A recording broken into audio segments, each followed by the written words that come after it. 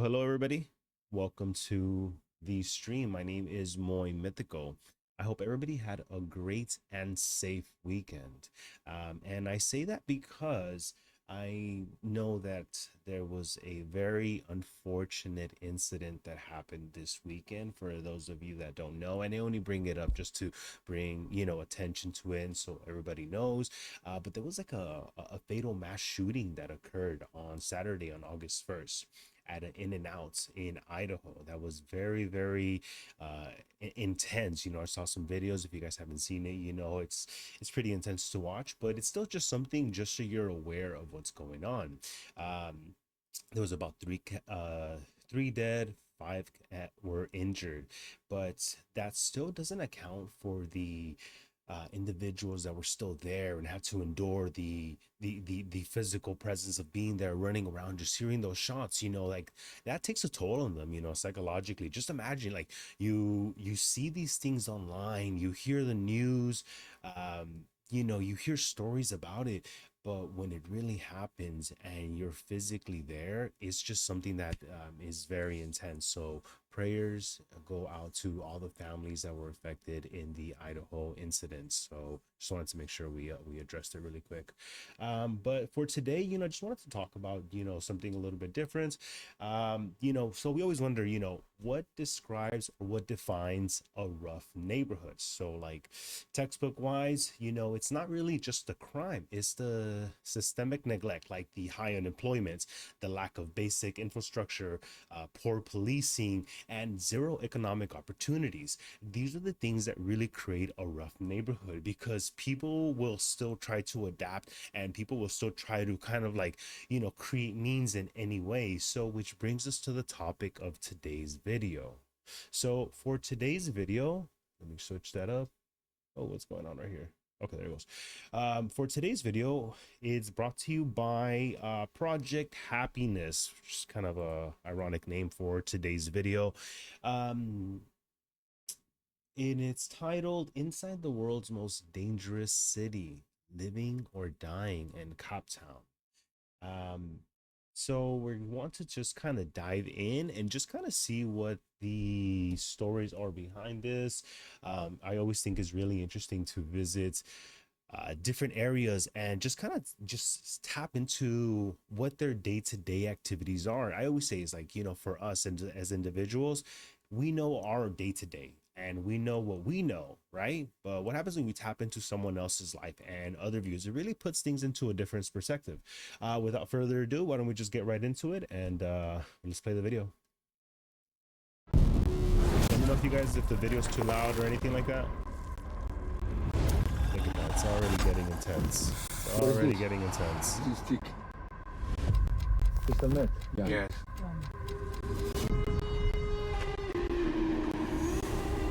You cut heads, man. Let him put it straight. Do you ever feel any regret for the lives you have taken?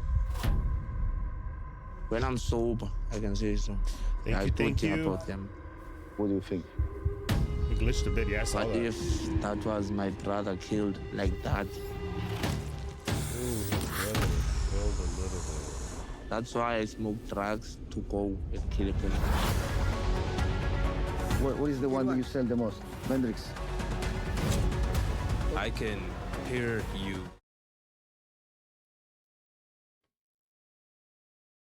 See, already glitched up. Keeps glitching. Okay, so right now, sorry about that, guys. Kind of glitched up on Little Me right now. I'm gonna rewind it a little bit just so you guys can see it a little bit more. About them. What do you think? But if that was my brother killed like that, that's why I smoke drugs to go and kill people. You see, that's kind of like What is the one you sell? a lot of times when people do drugs, they do it as an escape. They do it, so obviously it's like a, pleasure thing, but a lot of times it's just really an escape. That's all they really have, that's all they know. It's the world they know. So, it's just really interesting just to kind of dive into their mentality and their day-to-day activities. The most. Mendrix. I can hear you, like, even from behind the wall. Why you have those scars? I'm a murderer. I kill people. Oh, really Instead, intense. He started off strong. That was really strong and intense. He asked him, "Why do you have those scars?" It's like, "I'm a murderer. I'm a murderer." It's like, "That's I'm a murderer." You know, essentially just kind of saying like, "I do what needs to be done." people. This is intense. This is intense. Against the life. I am Already. free. I love it. It's one of those very rare times when I almost wonder whether it even makes sense to ask them what happiness means to them. Guys, it looks like we're in for a treat today. Sometimes when I watch the videos, it's kind of like, all right, let's see what we're getting into. But this one in particular, I'm kind of excited about. So let's see what happens. Let me know how the video is, guys, if the video is too loud, or too low, okay? Thank you. My name is Giuseppe, and I have a mission: to explore the most remote corners of the planet, to meet guardians of ancient secrets, men and women Alright. with extraordinary stories. like it Lives that already. can inspire us and make us see the world through different eyes. And to each of them, I will ask the most important question of all. What does happiness mean to you? What does happening mean to you guys? What is happiness to you guys? For the most part, a lot of people are always going to say some sort of financial situation or anything like that. You know, some people say, you know, oh, money can't buy happiness or anything like that, but it helps. It helps, right? But, you know, what's happiness to all of us? Question so powerful that it reveals the deepest essence of humanity. Welcome to Project Happiness. I like it already. I'm definitely going to tap into this gentleman's videos. I love this intro. I just love some of the videos that he's already introduced. So let's get right to it.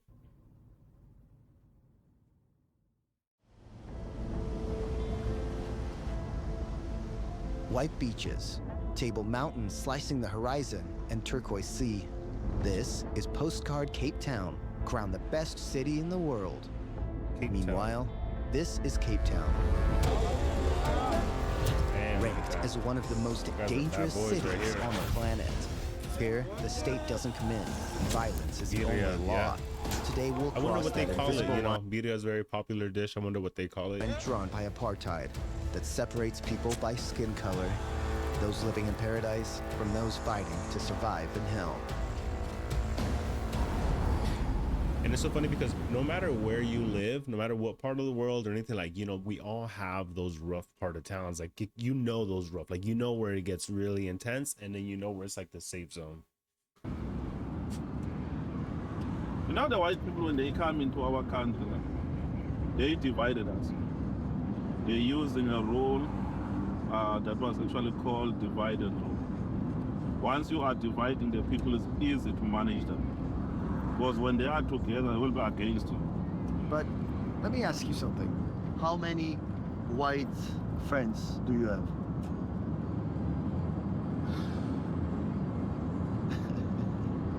Why must I have a white friend? They still see us as baboons, man. That's And our unfortunate. minds were created that's a sad that answer. the white man is the key. We need to bow. You see, the white man, they killed us here. We still need to change and twist our minds. Very nice, very nice. Clever, clever, clever. They damage our brains. Watching We're gonna change TV us one and day. chatting. No, not me. I'm living in Italy. Multitasking to the extreme, I see. But let me tell you, the white people will go to the sea, back to Europe. They're not willing. One day I can tell you, one day.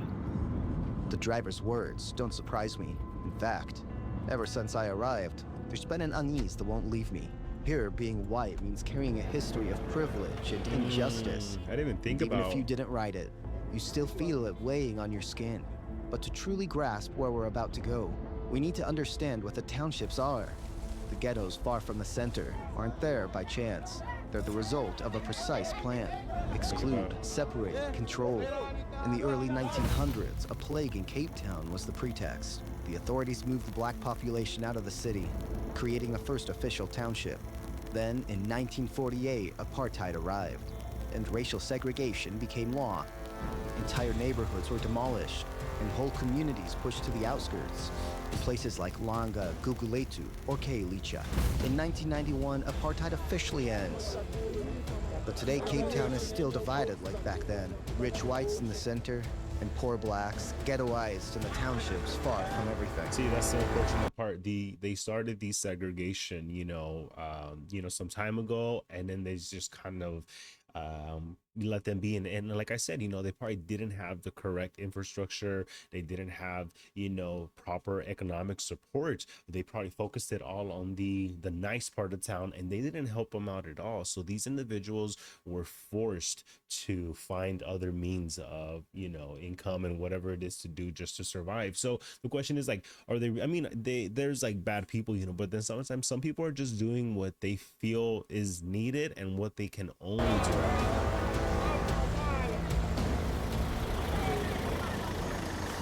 It's nice to see the murals.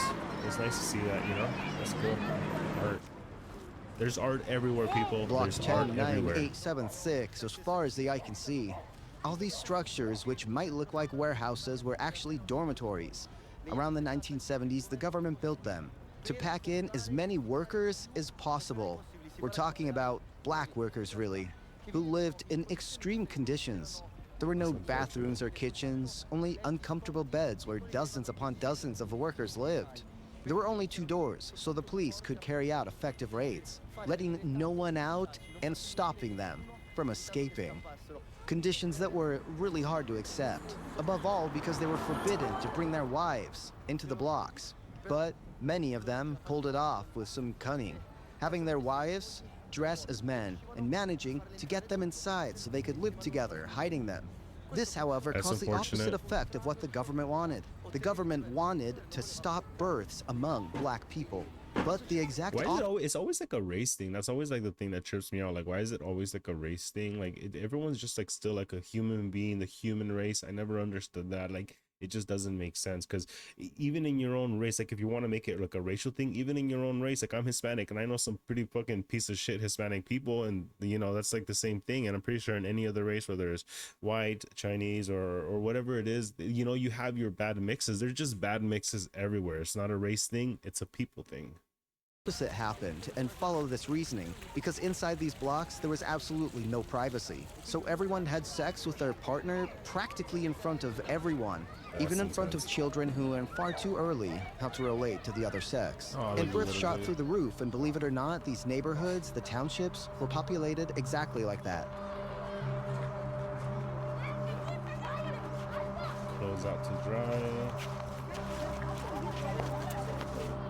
Playing some soccer. It changed. Oh, I wonder what kind of cars they get. Like what I wonder if he will tap into what car models and what's like the latest model that they get, because I'm sure they could travel out. The guy didn't mention that it was intense to kind of go in, or they're able to travel out. So I wonder what kind of cars we will see in their area. I'm assuming just like a bunch of 1990s and 1980 cars. I don't think we'll see any cars in the 2000s. I'm thinking like a lot of Toyotas, Hondas. That's probably gonna be about it. A lot of Toyotas and Hondas probably. Has changed. Now it's a good time. Things aren't like before. When we suffered the laws of apartheid every day. How was before? Oh, it was tough before. We all lived together in the dormitory with the whole family. But women and children couldn't stay there. They had to hide. And so we were always getting arrested since 1994. We've been able to come live with our husbands. Apartheid should just be a story told by the elders, but here it's still present, in every wall and in every look. Like Verons, who's been watching us from afar for a while. In the end, he comes closer and offers to take us around. Actually insists, because on our own here, he says we wouldn't last even 5 minutes. That's nice. We're the only white people. Bystander comes around just to make contact and tell him, hey, let me show you around. You need a regular here, like a tour guide. For kilometers. And the wrong people would find out fast. Towards the end of apartheid, what actually happened was a lot of people, due to space around the area, they all ran It was more of a first come, first serve base, and then they came to build their own homes. Or I'll put it homes. It was supposed to be like some sort of like a short time period, but it ended up being a long time. So they're still here, most of them. This is South Africa, you know, it just gets tougher. You know, the rich just gets richer, and then the poor, they get poorer. There's other areas who have it like really worse than this, but I know it looks worse. I mean, it cannot get worse than this, but I know. But it just, there's other areas where people was like, there's like water under the bed, you know, just flooded. You know, it's just tough, man. It's crazy that those walls are made by cardboard. You see that, like, no matter what, no matter how tough it is, like, people still manage. They put cardboard, even though that seems like really intense, and even though that doesn't seem like, oh, it's like a pretty aesthetic thing. Like, no matter what, people are always still gonna find ways to just adapt and kind of like, you know, find their ways to survive and just kind of like, you know, make the best of whatever situation that they're in. We believe that we use them for warmth, just to keep the house warm. That's what we believe. It doesn't we don't work. even know it Again, doesn't work. they just don't have work, the economic especially if they get support wet. there. Like they're useless. Forced segregation. This is in South Africa. South Africa is what we're looking at right now. So yeah, as you can see the space. Are you living here? How many people are living here? In these rooms, maybe I can see 12 older people. Yeah. And then their children. Where do you sleep? They put here the blankets. You sleep on the floor? Yeah. And your parents are sleeping there? Yeah.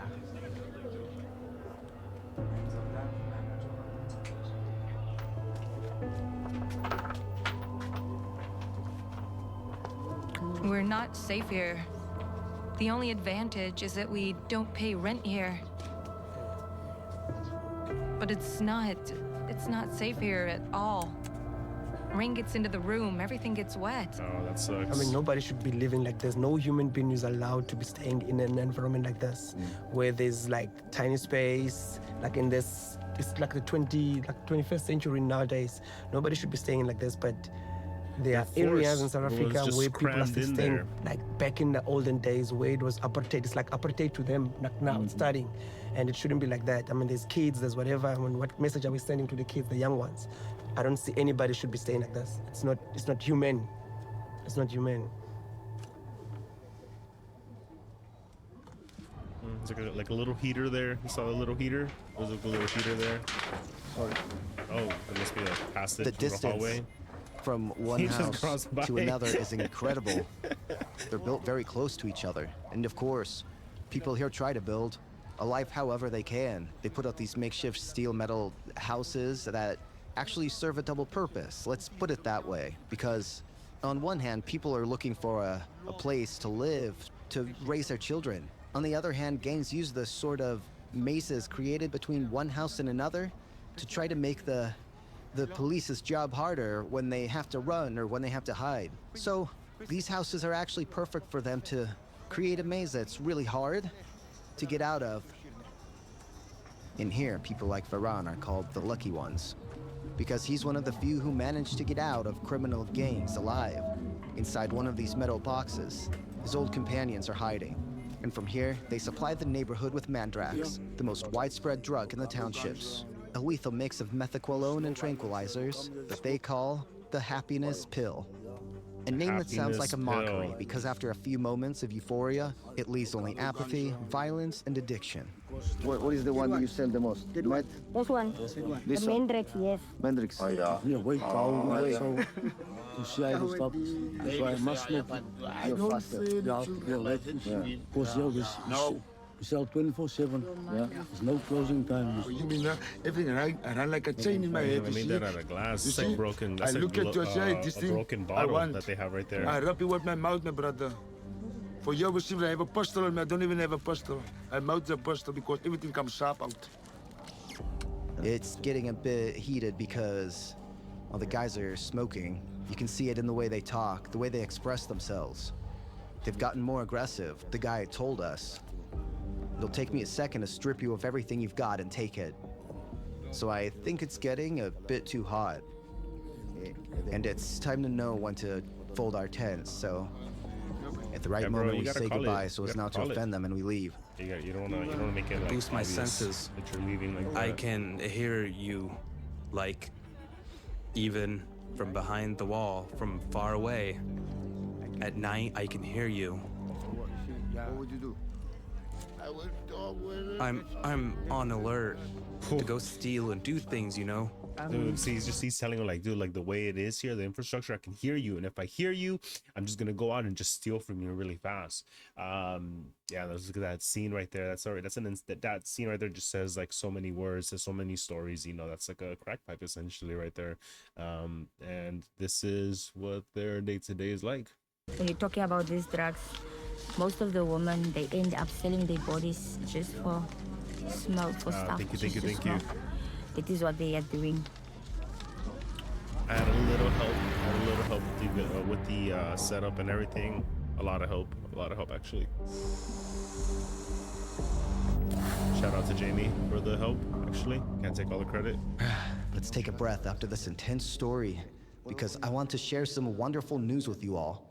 What you see behind me is the new home of Project Happiness. There's nothing yet, no desks, no chairs. It's a bit bare, but I've already secured it. Not with an alarm yet, but with NordVPN. By now we all know NordVPN. I've used it for many years because it encrypts my browsing, protects my data, hides my IP address, blocks viruses, ads, and many other things. But now that I have an office, it has to protect everyone working around me.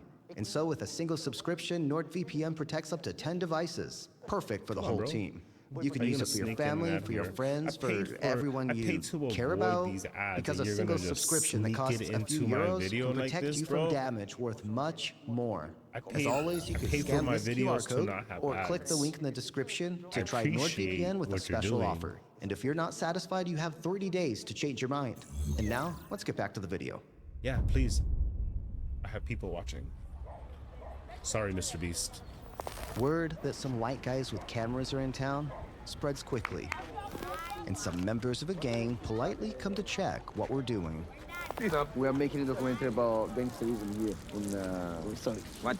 Gangsterism. Gangsterism. Yeah. Okay. What are the rules here? The rules? Few and simple. Kill or be killed. Killed or be killed, brother. Do you remember how you felt the first time you shot a person? Yeah, I remember. Taking out somebody's life is not just a simple thing. It's not just a simple thing. It's a hard thing because you are taking out another person's life. You see? Then you get used to it. Get used to it, then you just get into it. Then you won't feel nothing at all. You won't feel nothing. It's the same thing like getting or take a knife and stab a person. If you stab a person one time, once, you're gonna do it for soldier. This guy's an another active time, soldier. then you're gonna do it several times, again and again and again, just because you know the feeling that when you put a knife on a person, when it goes in, you feel. That seems intense, man. It will be going on and on and on. I've killed, I've shoot, I've done hijackings. That if I don't end up in jail, I'll end up GTA dead out there for real. or in hospital. Oh, I wonder what the hospital situation is over there in these kind of towns, you know, because already they have like no infrastructure. I wonder what the nearest hospital is like. They haven't tapped into that. So let's see what they say. Or I will be crippled, or maybe I'll be disabled, you see. Something like that. And I'm just a living dead person. In the middle of all this hell, there's Father Francis, Very a former nice. criminal who found his redemption in God. Since then, he's chosen to spend every day saving whoever he can, trying to pull kids off the street before it's too late. It's a relentless fight, often lost from the start, and yet he keeps going, step by step, through the streets that once swallowed him up. Guys, before we talk, leave all the weapons on the ground and whatever you've stolen. Guys, See if they can why see all the do you do weapons. It's a little axe. It's like a gardening tool, but that thing cuts nasty. It's like a slicing thing. That's a stabbing blade right there. They got 2 phones. Father, life made us this way. There's no food at home. When I see a woman on the street with a phone, I think, I'll take it. Easy money, easy money. And when I take your phone, keep quiet. At least I didn't take your life. I have to feed my family, you know? My mother is sick. I have to take care of her. We live this life not because we want to. It's a hard life, Father. It's unfortunate. Obviously, walking alongside the pastor gives us another perspective. We managed to get in touch with these guys who break the law and are part of gangs. They're criminals and they tell us their story. They trust the pastor and so they let go and open up to us. It's very interesting to see them. It's nice to know. It's nice to know that they have like the pastor right there who is trying his best to, you know, spread positive message and trying to help the community a bit. And in areas like this, they need as much help as they can possibly get. It's just really intense out there. Obviously, they need a lot more help than just a positive word. But those moments, just that part right there, where there's an individual just trying his best to spread the good word, or just spread, you know, not even just to be a religious thing, but just kind of like a mindset, like, do it, guys, you guys don't need to do this. Let's focus this energy into another path for another economic, you know, boost into the economy of the area here. That can help out the area so much for them. So it's just nice to know that happens. You know, hopefully they can do a big impact for them. This up close without the armor they usually have to wear to defend themselves, to survive on these streets. Do they trust you? Yeah, too much. For me, it's for me to give them hope. Trusting themselves, amen, mama. Trusting themselves and start a new life. Telling them that also their lives can be restored. If I manage to do it, to change, allow myself to change, also they can change. Most country guys use the nose cat. Yeah, makes you high and invincible. Me, I smoke tech and polar. You feel invincible? Invincible. And I already smoke now tech, you see? Yeah? Yeah, I'm high like shit. I can run away car also. Yeah. I don't feel nothing. You feel good? I feel good because it just shoot me. We are 27. Yeah, we are 27. We're fighting the 28. 2 and 8, we're fighting them. Why are fighting them? Yeah. They're killing our families also. They're raping children. You see? They don't cack. You see? They can shoot people now. It's just like the shooting. Now they can shoot us. There's like gangs in the mix of them, you know, this block versus that block. It's like the same thing with the gangs here in LA and all the other areas. It's just like this block, you know, this one street is versus this other street, and they're just like a block away from each other, and then that's the whole war. What about all the scars you have here? It's gangster scars. Yeah. Gangster scars. Why you have the scars? I'm a murderer. I'm a murderer. I kill people. I stab people. Intense. Yeah, I'm not feared. Fear no evil. Even our mothers living in fear. He's seen, you can already tell he's seen so much, he's done so much, like he's already wired a different way. You see this head, he's smiling. You see this head, when we finish with the head, we burn him. When we finish, we eat him. Therefore, it's push all of us. Yeah. Don't live more gangster life. Those gangsters. 357, downtown for life. You rob people, yeah. Take money. The truth is, I'm not scared of being in the middle of a gang, being among so many criminals, all these guys who break the law, who are armed. What scares me the most is how normal what they tell me feels. The fact that all these people have killed someone, several people, and they tell me about it with ease. Yeah, that's what I was saying too. They say it's so calm, it's so easy. That's the thing that scares me the most.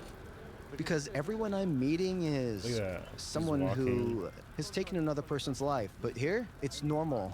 There is staggering violence on these streets. It's one of those very rare times when I almost wonder whether it even makes sense to ask them what happiness means to them.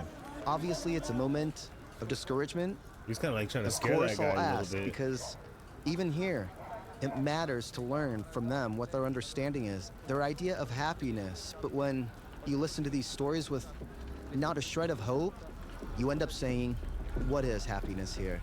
Maybe there isn't any. This is one of the most brutal neighborhoods in the city. The battlefield of kids ready to kill each other for control of a sidewalk. Our only shield is Father Francis, who leads us into one of the places we would never have seen on our own. The den of a gang gathered a few moments before a job. Together with the pastor, we're going to meet another gang. Thanks to him, we're also trying to understand the different roles between Yes, the I'm gangs. saying the split that Whether they happens. The split them pastor's up. obviously just kind Well, of let's see what safe zone happens. because they know he's just like a good figure trying his best. So the pastor has to be How you good doing? too, you know? He has to be a good individual Guys, because turn the it on. gangs will pick up on that. You ain't Like, this is the danger, opposite block. This Respect is these guys. 28th Street. We're Because talking why? about You 27th shall Street. pay This for is the probably rest of your life. 28th Street right here. Hey guys, because you want to live, no? If you want to live longer, obey the rules. Manje siphethe ungamula fethu, like everything is equal. This is life, guys. Tell the guys the truth, man. You came so far. You shall get the truth from me. I give them space. As the rule says, this is our father. Allow one man. Why all these guys think that you are important, like a father for them? Nothing can happen, you see, in their life. They shall not suffer, they shall not die, you see. You protect them? Yeah. Without us, The time. even us, without him, also nothing. He's a gang leader, apparently. He's a gang leader. These are our children. The machete. Have you ever used it against another person? You cut heads, man. Let me put it straight. Damn, they're cutting heads over there. Heads. Yeah. Has to be really sharp. Has to be really sharp. No mercy for anyone. Man, look, he touches too. That's what I was thinking too. Expecting 100 heads from. Oh my God! I can't do this. 100 heads. I must take it with me. Where do you hold it? Where do you keep it? I put it here. Let me see how he hides it. Let's see this.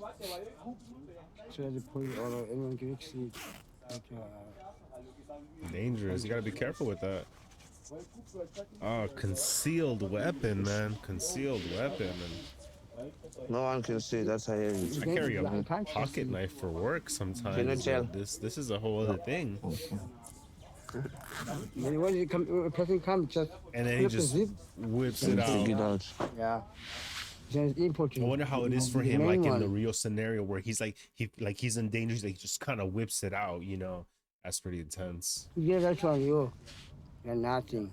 Do you ever feel any? I wonder what regret alcohol they get over there. for They haven't the talked so lives much you about it. I wonder what brands of alcohol make it out there. Like, is all the alcohol that we drink all around? Is it a worldwide thing? Like, do they get Jack Daniels? Like, I want, because I'm trying to see those bottles, and I'm like, what bottles do they get? It's a machete. I know, dude. I know. That's what I'm saying, dude. I wonder what kind of like alcohol they get though, and the beer. That's what I'm like. What brands make it out there in South Africa? Taken? When I'm sober, I can say so. Yeah, I do think about them. What do you think? Like, what if that was my brother killed like that? That's why I smoke drugs, to go and kill a person. Yeah. Yeah. And they're just killers. They're just So that wired like that. I don't get Kill, that. they steal, they do feeling drugs. for that I mean, it's person and I unfortunate. kill. It's very unfortunate for them. It's I've unfortunate just that moved they're now, in that So I lifestyle. have that guts to do anything.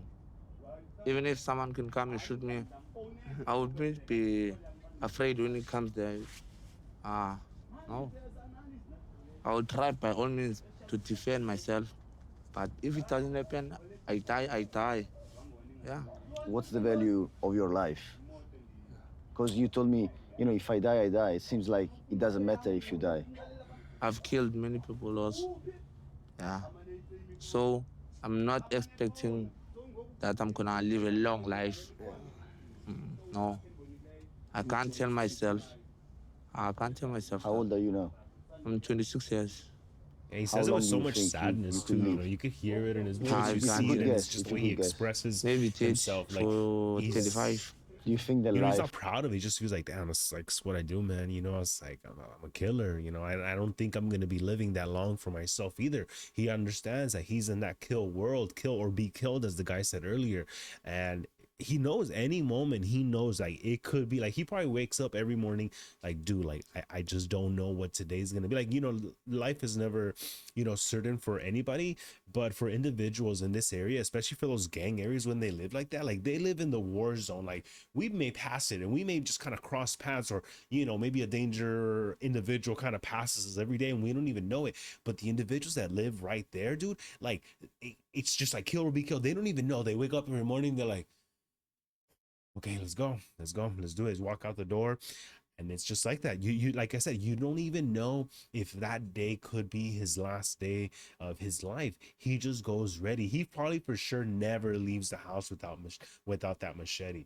So, you know, it's like it's like a mindset that he has. Like it's just unfortunate, you know. It was unfair with you.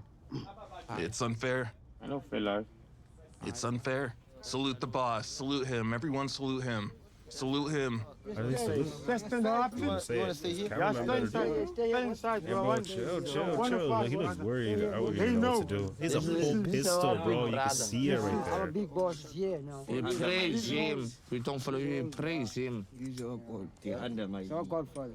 Yes, this one, brother. Is this one? Yeah. Oh my God, he has a heat right there. He has a lava. Assault rifle. Yeah. Okay. What you do here, my brother, when you keep our stuff, like, I'm the only one who has access to keep these guns. Yeah. You see?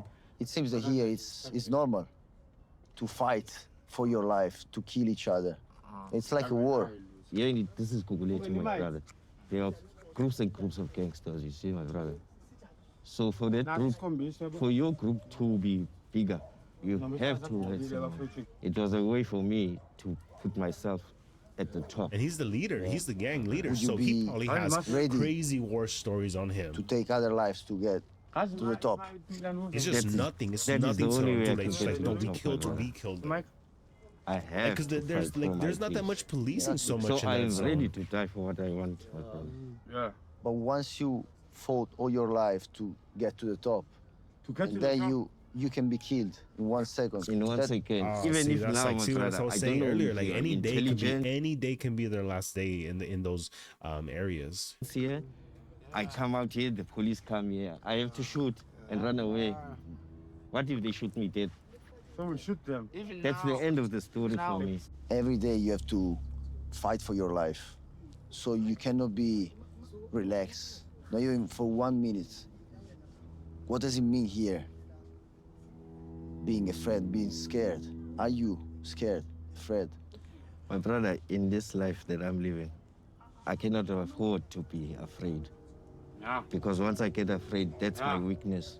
They're gonna use that You as a don't- weakness You have to to me. die if you show some fear. You know, my brother. see. So in this Look at life what- that I'm living, I war fear with you, like, next, my brother, nix. Remorse. Zero, you don't feel anything. Nothing, my brother. The If a only person thing, would point a gun on you, you don't feel anything. I know. You see, It like has the to way come- he say, like, it's like when he said somebody points, like when he said that, when he gave him that gesture, like, oh, if somebody pointed a gun at you, like, would you be scared? Like, he's like, he said it with so much conviction. Like, dude, he probably has had so many guns pulled on him that like he can say stories on it. Like that doesn't even phase him anymore. He's seen a lot of guns pointed at him. One thing is seeing guns, but seeing guns that are pointed in your direction, that's like a whole. I cannot describe that feeling. That's just sounds really intense. One day, I know I am ready for that day. Can't you retire? Can't you all retire? Can't you say, okay, I'll try to find a normal job? It's not possible, my brother. If I have to retire, I should know people are gonna come after me. They kill you. They're gonna kill me. Yeah, because the past. There's no out in this thing, my brother. Once you're in, you're in. The only way out is death. So it's blood in, blood out. And that's crazy. That phrase, blood in and blood out. That's it's known worldwide. If you want to retire, take your own life, or someone is gonna come and take your life. In this civil war, because this is kind of a civil war, is there any space for happiness, for joy? Yeah. Yeah, there is. There is, my brother, but It is life of happiness. from 100% of your life, I would say your only happiness is just 30%. The 70% of your life, you living in fear, you trying to get above other people, you want to kill other people, you're making sure that you take your territory and you keep it, my brother. Living like that, that's not life, my brother. I won't joke. That's not life. But we have no He's choice. living in a war because zone we have life. to do it. This isn't We even have like money that we're getting a now. regular thing for Money him. makes everyone happy. Look at that. Look at all It's time to get ready for the job. See, our father's on the phone. We have to sort everything out now. It's a delicate moment because our enemies could gather to kill us, you know? It means that why we are distracting you here, the enemies could come here. Yes. And moreover, because you are all in the same place, so they can kill you all in one. Oh, crazy. That's crazy right there. So like they know, because they're such a like an isolated area, like you're saying, like the enemies can go and they can get them all together because they're in the mix, because that the enemy knows they're all in one area. They would be easy to pick out. In the same place for more than 1 hour. Otherwise, they'll find us. Yeah. Thank you to spend some time with us. Thank you to you. Yeah. What we have seen today, it's something that, you know, so much we don't have suffering the there. chance So to much listen. Yeah. It's hidden, you know? Yeah. The society cannot see, doesn't want to see. Yeah. It's too painful, it's too difficult to And the understand. drugs, you know? they just It's what better they to used hide to it. cope with. Yeah. So really, I really appreciate that you open yourself with me. And you explain to me your story, your life. It's a custom made. There are many things we have to hide that we haven't told you, like our father told us. But in the end, we told you the biggest truth. We didn't want to grow up like this. None of us here. Yeah, he's But saying it. They don't want to unfortunately, be like that. can't escape the poverty we were born into. Poverty. When you wake up and open the cupboard, wow, I lose my mind. There's one slice of bread. One slice of bread. You can't survive like that. The only choice is to join the gang. And when we join the gang, it's not that we wanted to join. It's only because we wanted to feed our families. Now we're about to do a job, man, a professional job. That's my happiness because it brings me cash. If I have money, I'm more than happy. Money, that's my happiness. Yeah, see, like it just helps Breath them of out. air, you couldn't breathe in there. What a fucking situation. What is happiness here? When your life is measured by the heads you've cut. Like a Volkswagen. Or when you stop fearing death because it's the only possible release. Once, I would have thought that happiness didn't exist here. But this project has taken me to the darkest places in the world and taught me that one way or another, happiness is always there. You just have to know how to recognize it. So I look more closely, and I see Varun, who changed his life and who, through soccer, tries to convince the kids that life can still be good. Or Father Francis, who every day walks into hell to save at least one boy. And then I understand that here happiness is not light, it is an ember, and it stays lit under I the keep ash. seeing the goat head, but what about the goat body? I see a lot of the goat head, but do they have the goat body? I don't see the goat body. Even when it seems out. And as long as someone tends it, even in hell, happiness will never die. Yeah, poor guy, man. Poor people there.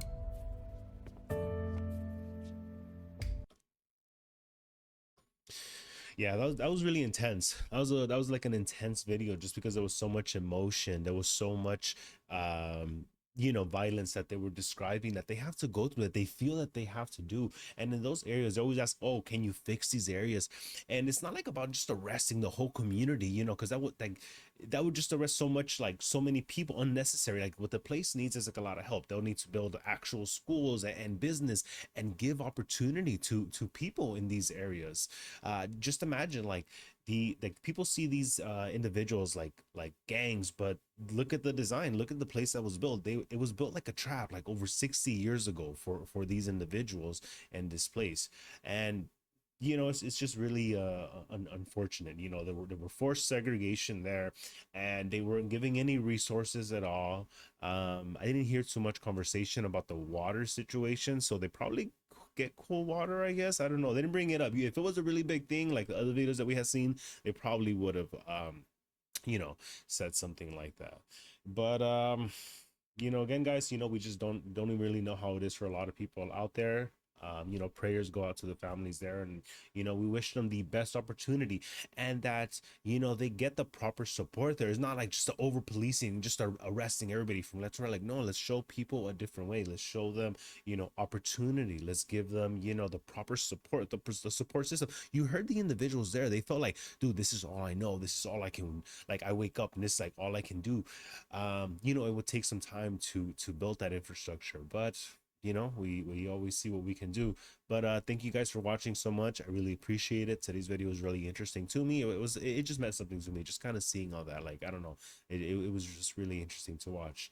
But I'll see you guys to the next time. I'll try to do one again. No, I'm gonna do one tomorrow. I'm gonna do it tomorrow, guys. See you tomorrow. There, I said it. Cannot break that promise, guys. We pinky swear it, okay? We pinky swear it on it, okay? You could take me to court on that. Don't take me to court, guys. I was just being sarcastic. But again, thank you guys so much for watching. Peace out. Blessings to everybody.